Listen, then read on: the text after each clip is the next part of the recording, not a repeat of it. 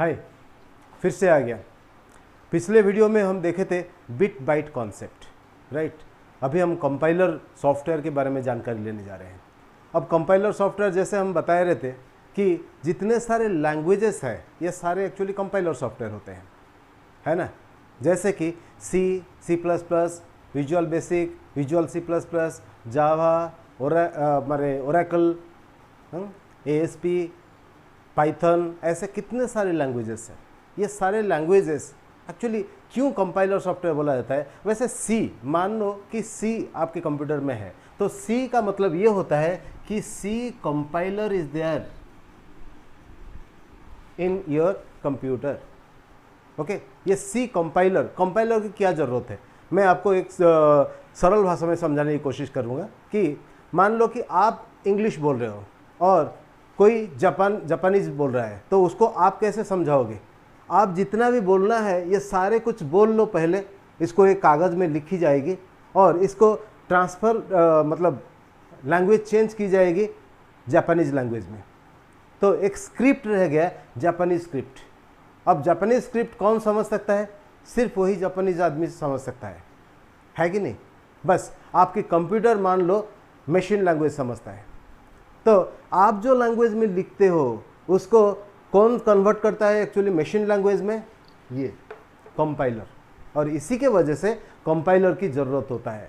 सी का अलग कंपाइलर होता है, C++ का अलग कंपाइलर होता है, जावा का अलग कंपाइलर होता है। तो हर एक का अलग अलग कंपाइलर होता है और ये कंपाइलर के माध्यम से इन लोग ये सब सॉफ्टवेयर को वो लैंग्वेज के नाम से जाना जाता है। ठीक है, अब देखते हैं ये कंपाइलर जो होता है इसको, ये लैंग्वेज को समझने से पहले थोड़ा सा प्री आइडिया मैं कुछ देना चाहूँगा। जैसे कि मैं बोलना चाहूँगा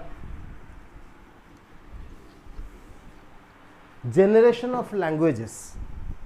ओके, देखिए हमारी जो लैंग्वेज, पहले कंप्यूटर कौन सी लैंग्वेज समझता है? हम जानते हैं मशीन लैंग्वेज समझता है।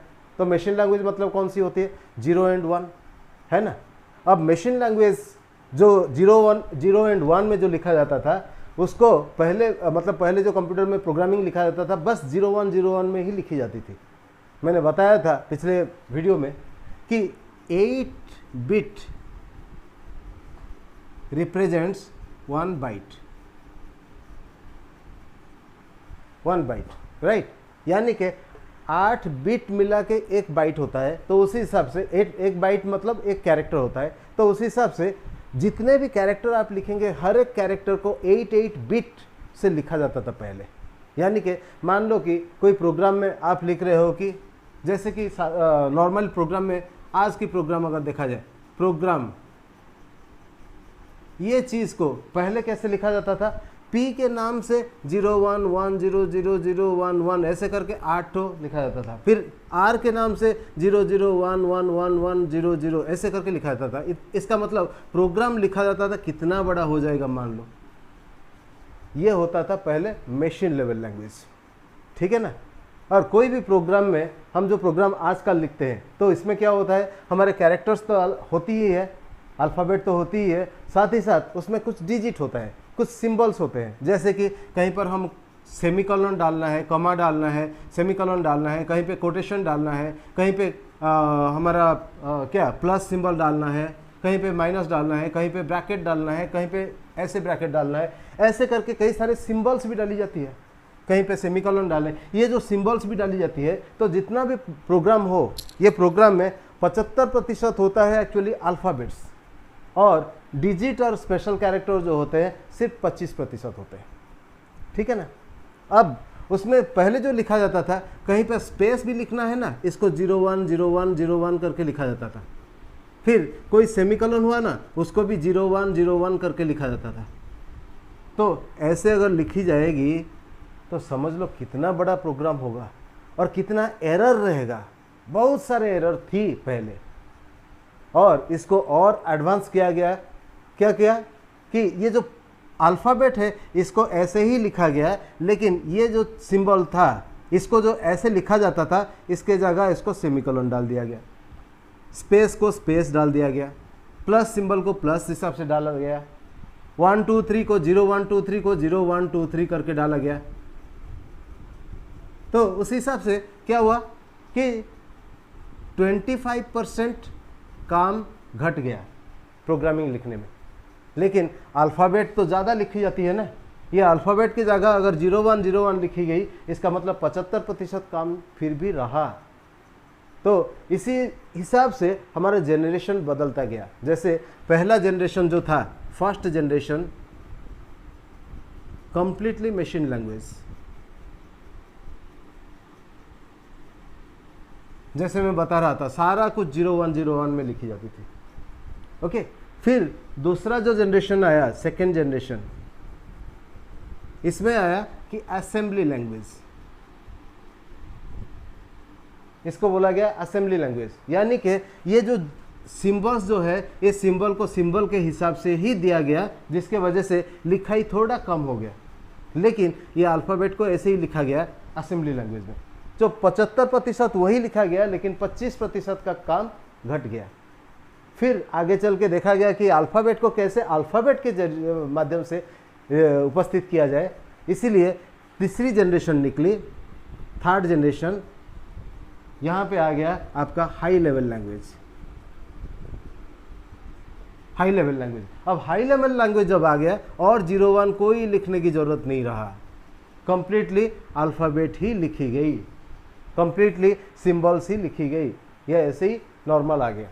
इसीलिए हाई लेवल लैंग्वेज जब आ गया ना, कई सारे लैंग्वेजेस खुल गए, कई सारे लैंग्वेज का दरवाज़ा खुल गया। जैसे कि आप जानते हैं बेसिक, आप जानते हैं कोबल, आप जानते हैं फोर्ट्रन, आप जानते हैं पास्कल, आडा, आलगोल, सी। ये सारे लैंग्वेजेस कौन सी जनरेशन में आती है? थर्ड जनरेशन में। ओके, फिर उसका और कुछ एडवांटेज किया गया और एडवांस किया गया, वो क्या रहा? Fourth generation. ये हाई लेवल लैंग्वेजेस से और थोड़ा इम्प्रूव किया गया, उसको बोला गया क्या? Object oriented language. अब ऑब्जेक्ट ओरिएंटेड लैंग्वेज में आ गया आपका C++, फिर Java, Visual Basic, Visual C++, Python. ये सारा आज जो लैंग्वेज चल रही है ना, ये फोर्थ जनरेशन लैंग्वेज ज़्यादा चल रहा है। और इससे और भी एडवांस निकल चुका है, जो कि आर्टिफिशियल इंटेलिजेंस है, फिफ्थ जनरेशन। लेकिन आर्टिफिशियल इंटेलिजेंस हर जगह इस्तेमाल नहीं होती, रोबोटिक्स काम में यूज़ होता है, साइंटिफिक काम में यूज़ होता है। उसको बहुत ही प्रचलन, बहुत ज़्यादा प्रचलन नहीं हुई अभी तक, और भी उसकी हाई क्वालिटी डेवलपमेंट के लिए इस्तेमाल किया जाता है। आजकल गेम जो बन रही है ना, ये आर्टिफिशियल इंटेलिजेंस से बनी हुई है।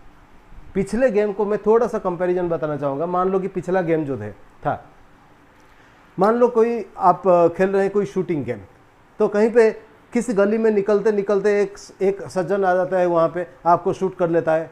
तो इसीलिए वो 2-3 बार आप खेलने के बाद क्या हो जाता है, प्रैक्टिस हो जाता है, वहीं से आदमी निकलता है तो आप शूट कर सकते हो, ये कंपलसरी हो गया। ये हो गया फोर्थ जनरेशन का। लेकिन फिफ्थ जनरेशन में क्या रहा कि आप इधर से निकलते निकलते मान लो उस तरफ से एक आदमी आ गया, तो वो आपको शूट कर दिया, तो अगला जो 2-3 बार जब आप प्रैक्टिस कर लोगे तो पता चल जाएगा उस तरफ से आ रहा है बोल के, लेकिन उस तरफ से नहीं आ रहा होगा, दूसरी तरफ से आ रहा होगा। तो वो बदलाव होती है एक्चुअली आर्टिफिशियल इंटेलिजेंस में।